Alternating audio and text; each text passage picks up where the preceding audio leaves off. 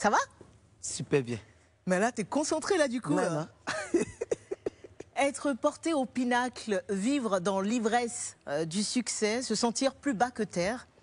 L'une de ces matinées de spleen résume plus que jamais la clarté de la complexité de ta vie sur Terre, Emmanuel. Ta trajectoire a été bruyamment jalonnée de cette réalité qui nous rappelle à tous notre fragilité d'humain. Es-tu le seul responsable de ce qui a été cette partie passée de ta vie? Es-tu le seul architecte de ce que sera l'autre partie à venir de ta vie? L'incompréhensible a-t-elle complètement bouleversé ta compréhension de la vie? Aujourd'hui, es-tu un autre homme? Emmanuel Eboué, voici ton confessionnal. Énormément de choses ont été dites, soutenues ou pas d'ailleurs par toi-même concernant ta situation financière après ton divorce.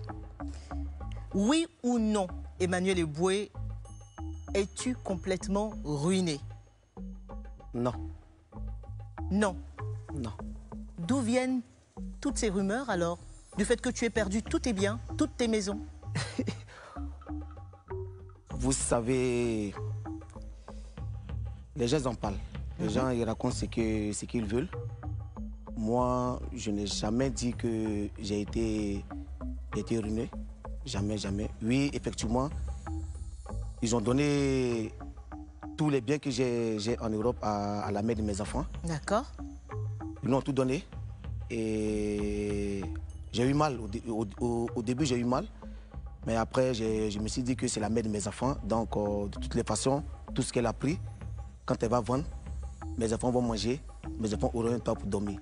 Donc, comme je l'ai dit, je ne suis pas ruiné. Donc, tout est bien en Europe, mais pas tout est bien dans leur intégralité. Oui. Ok. Quelle est ta part de responsabilité dans tout ce qui s'est passé, Emmanuel? Bon, d'abord, moi je dis toujours aux gens que c'est la mère de mes enfants. Donc, je lui ai tout confié.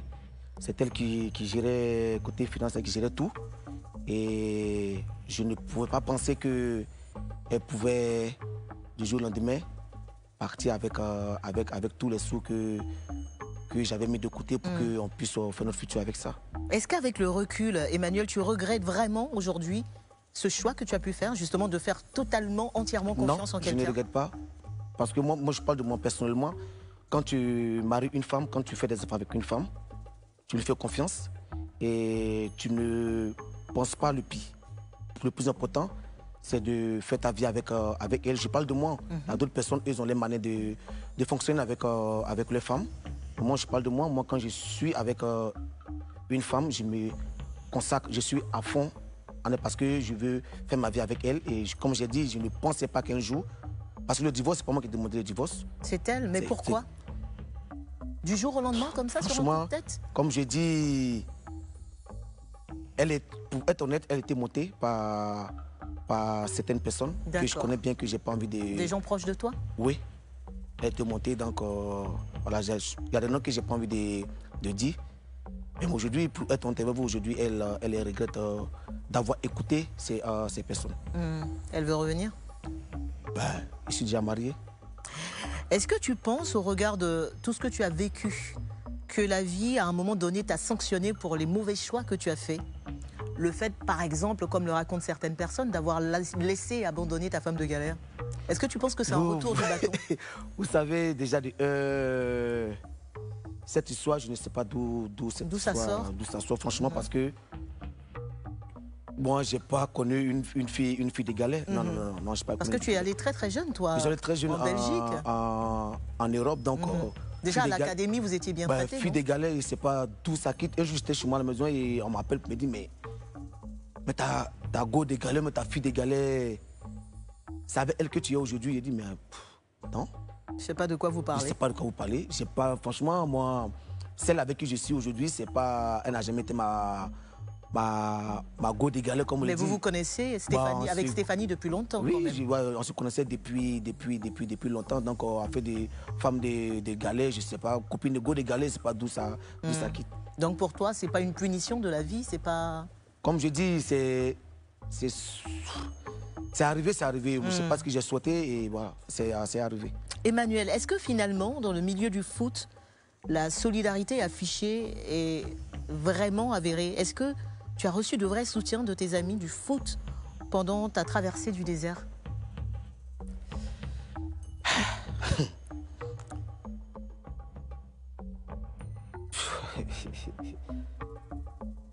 Oui ou non? Non, j'ai pas reçu de soutien, aucun soutien de mes amis. Quand je traversais ces moments difficiles, moi je suis quelqu'un d'honnête. J'ai été abandonné par mes amis. J'ai pas reçu de coup de fil de mes amis. C'était seulement Romaric Kendri et Bakikone. C'était les deux qui m'appelaient. Et quels sont tes rapports aujourd'hui avec tes anciens amis? Moi, comme j'ai dit, moi, je n'ai jamais eu de problème avec un tel joueur. Tu peux même demander à n'importe qui, ils te diront. Moi, j'ai toujours été ouvert, j'ai toujours été gentil envers eux. Et franchement, pour être honnête avec toi, avec vous plutôt, ça m'a beaucoup fait mal que mes amis m'aient abandonné sur ce plan. Mais aujourd'hui, nous sommes ensemble. C'est la vie? Ouais, c'est la vie. Qu'est-ce que tu réponds aux gens qui disent que tu n'as pas soutenu la candidature de Didier Drogba à la FIFA? Et ces mêmes personnes disent que pendant les moments difficiles que tu as vécu, il était quand même assez présent. Moi, je soutiens le football ivoirien. Didier Drogba, c'est un collègue, c'est un frère. Au fait, les gens ils veulent créer des histoires entre Didier et nous. Nous, Didier, c'est nos camarades. Didier, on se voit, on s'appelle, Didier, on rigole ensemble. Sauf que tu ne le soutiens pas pour la FIFA. Ça dépend de chacun est libre de choisir celui qui veut. Mais cela ne veut pas dire que Didier, on ne l'aime pas. Non, Didier, nous aimons Didier. Et comme je dis toujours, qu'ils arrêtent de dire que Didier m'a aidé, Didier a payé quand je souffrais, quand j'avais des problèmes avec... C'est pas le cas? C'est même pas le cas, franchement. Je suis déçu de l'entendre parce que c'est faux. C'est faux. Il n'a même pas été d'un soutien moral pour toi pendant la période difficile? Des coups de fil? Quand j'ai dit au début, personne ne m'a... À part Baki et Romaric. Et Romaric. Quelle est l'idée la plus sombre qui t'a traversé l'esprit quand tu étais au plus bas?